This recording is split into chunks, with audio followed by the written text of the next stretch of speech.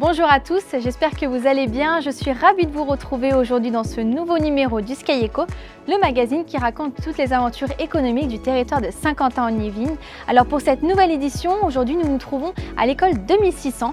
Cet établissement entièrement dédié à la cybersécurité est implanté sur le territoire de Saint-Quentin-en-Yvelines depuis 2021. Depuis, l'école excelle. Il y a quelques mois, elle était élue meilleure école de cybersécurité de France lors de la Cyber Night 2023. Conséquence de ce succès, l'école devrait bientôt s'agrandir. Pour en parler, je serai aux côtés de Guillaume Yvroux, directeur général adjoint de l'école 2600. Mais tout de suite, voici le sommaire de ce nouveau numéro du Sky Eco. L'école 2600 a pour projet de s'agrandir pour accueillir plus d'étudiants. Dans ce numéro, nous sommes partis à la rencontre de Guillaume Yvroux, directeur général adjoint de l'école 2600, pour parler de ce projet. Focus. L'Estaca a organisé en collaboration avec l'agglomération de Saint-Quentin-en-Yvelines le Printemps de l'Industrie. Le but, sensibiliser les lycéens au métier de l'ingénierie.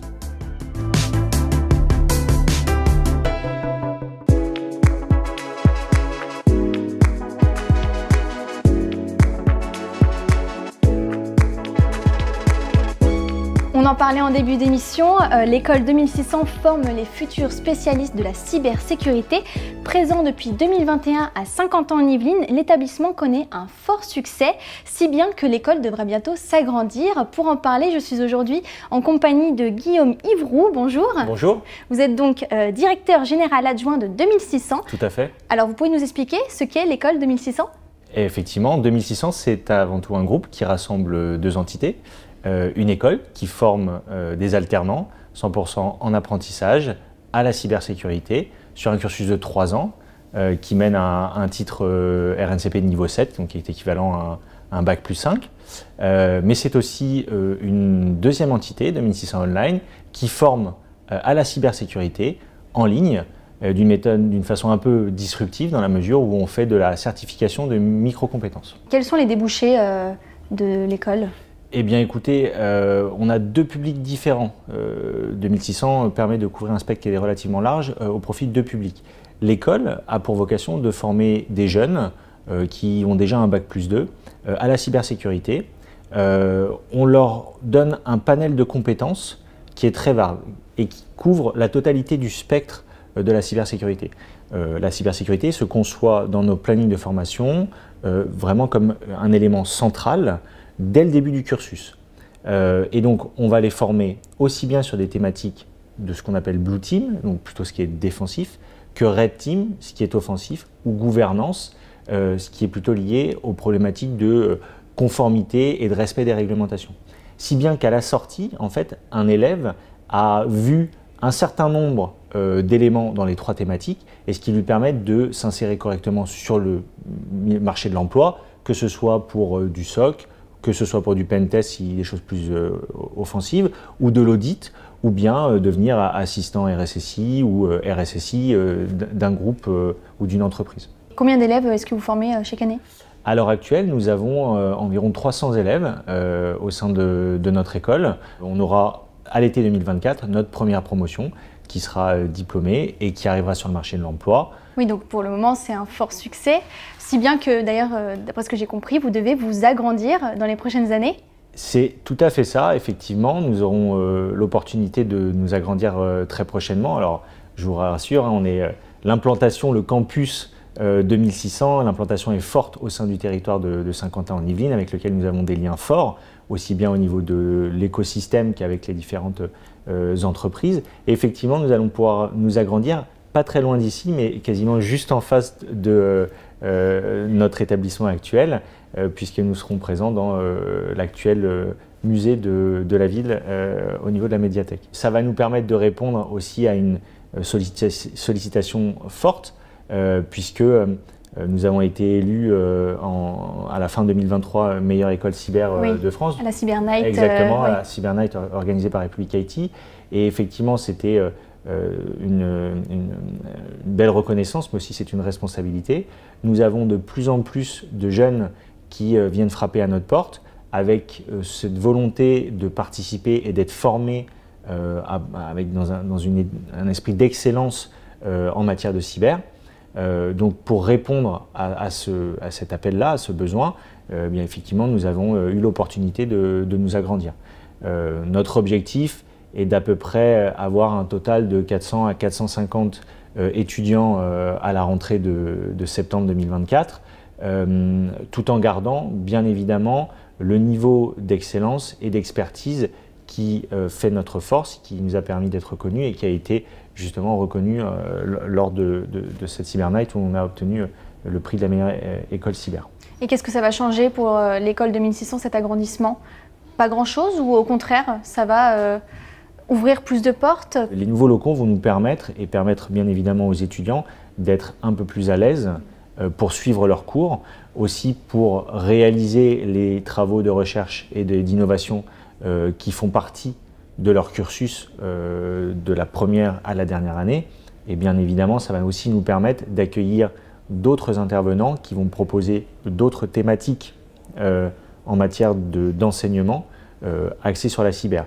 Donc, in fine, je veux dire, ça va être quelque chose de très bénéfique qui permettra à nos étudiants, aux intervenants extérieurs et aux experts qui se rassemblent à 2600 de pouvoir chacun exprimer leur talent et continuer à échanger et à grandir en termes de compétences. D'accord, donc plus d'élèves, d'autant plus que c'est un besoin aujourd'hui. On l'a vu ces dernières semaines, il y a beaucoup eu de cyberattaques. Elles se sont multipliées en France. Le 13 mars dernier, par exemple, France Travail avait été touché. 43 millions de personnes étaient potentiellement concernées. Ça prouve que c'est un secteur dans lequel il faut former des jeunes talents. Est-ce que ça attire? Est-ce qu'aujourd'hui, il y a une pénurie de talents? Effectivement, à l'heure actuelle, vous l'avez bien résumé, la cybersécurité n'est plus une option. C'est quelque chose qui doit avoir une place centrale dans l'organisation d'une entreprise ou d'une collectivité territoriale. Personne n'est épargné, ni le secteur public, ni le secteur privé. Nous, notre rôle par rapport à ça, c'est justement de former. Former presque ab initio les jeunes dont je vous ai parlé sur notre campus, parce que bien évidemment, il manque à l'heure actuelle 37 000 à 40 000 professionnels en cybersécurité en France. Donc, ce sont des professionnels qu'il faut former. Ça prend du temps pour former un bon professionnel et c'est le premier volet de notre action. Mais il y a aussi, et c'est le deuxième volet, tout ce qui va être la formation continue. Quand vous savez que la durée de vie d'une compétence cyber est à l'heure actuelle de 12 à 18 mois, vous avez une nécessité, même pour un professionnel qui est déjà entre guillemets aguerri et diplômé, de continuer à se former tout au long de la vie.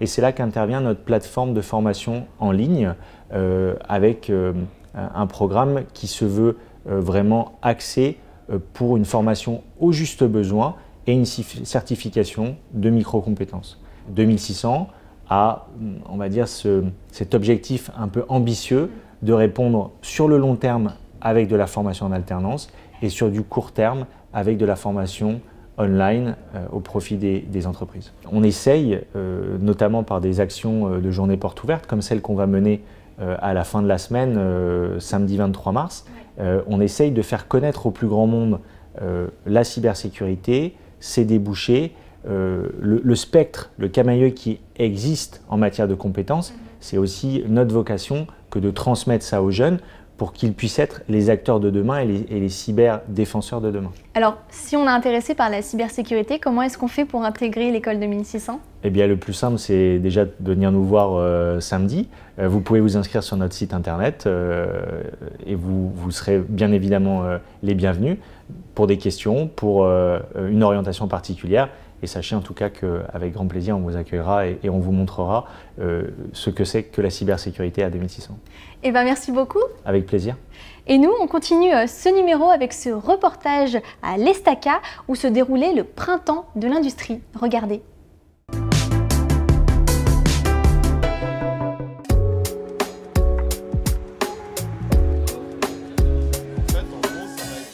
Susciter des vocations, notamment chez les jeunes filles. C'était l'objectif du printemps de l'industrie ce jeudi 21 mars.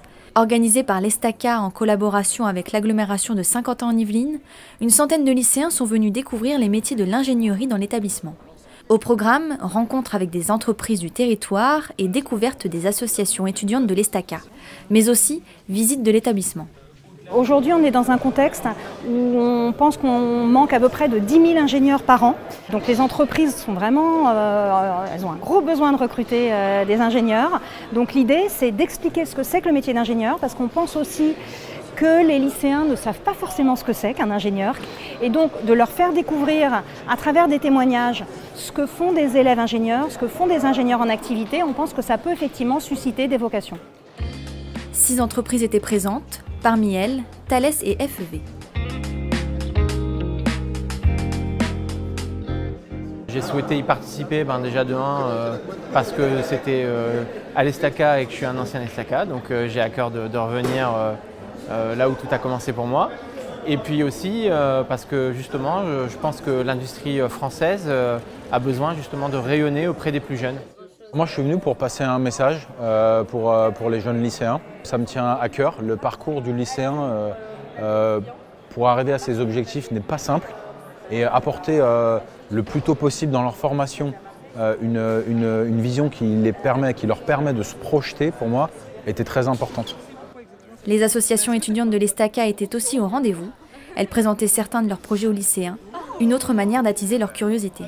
On va présenter différentes expériences, notamment avec de la carboglace, donc c'est la glace carbonique. Et on va montrer différentes choses avec, parce que le principe c'est la sublimation, donc c'est passer de l'état solide à l'état gazeux sans passer par le liquide. C'est assez impressionnant, ça fait de la fumée et c'est toujours intéressant de montrer ça auprès des jeunes. Cette année, on a donc le projet ambitieux de battre le record étudiant de 33 km. On va le faire donc avec une fusée de 4 mètres, donc voici le premier tronçon. Donc cette fusée s'appelle l'ESL. C'est une fusée qui s'inscrit dans un programme sur plusieurs années qui vise à la fois à développer une structure d'une fusée. Le moteur Naga, c'est un ensemble vraiment qui vise à être très compétiteur vis-à-vis des autres associations et vraiment de se démarquer pour battre le record d'altitude. Des expériences ambitieuses qui peuvent faire rêver. Cette journée découverte était l'occasion de créer des passerelles entre les métiers de l'ingénierie et la sphère académique, un enjeu majeur pour l'agglomération de Saint-Quentin-en-Yvelines, labellisée territoire d'industrie.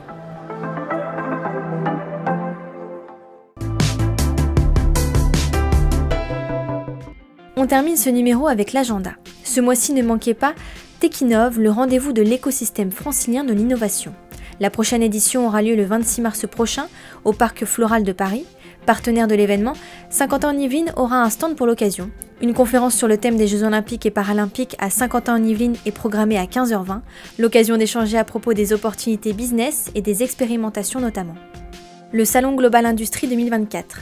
L'agglomération de Saint-Quentin-en-Yvelines participera à l'événement du 25 au 28 mars à Paris-Nord-Villepinte. Véritable rendez-vous business, le Salon Global Industrie accueillera au total 2300 exposants couvrant toute l'industrie. Le webinaire Jeux Olympiques et Paralympiques de Paris 2024 à Saint-Quentin-en-Yvelines. Dans quelques mois, Saint-Quentin-en-Yvelines accueillera 5 épreuves olympiques sur 4 sites. Lors de ce webinaire d'1 heure qui aura lieu jeudi 28 mars à 9h30, la Direction des Sports et la Direction des Mobilités de Saint-Quentin-en-Yvelines vous présenteront les périmètres de sécurité et les contraintes de circulation lors de cette période. Le e-job dating spécial jeune. Le 4 avril prochain, de 9h à 17h, Saint-Quentin-en-Yvelines organise un e-job dating spécial jeune. 100% en ligne et totalement gratuit, cet événement est dédié à l'alternance, au stage et au premier emploi. C'est la fin de ce numéro, merci de l'avoir suivi, à bientôt sur TV78.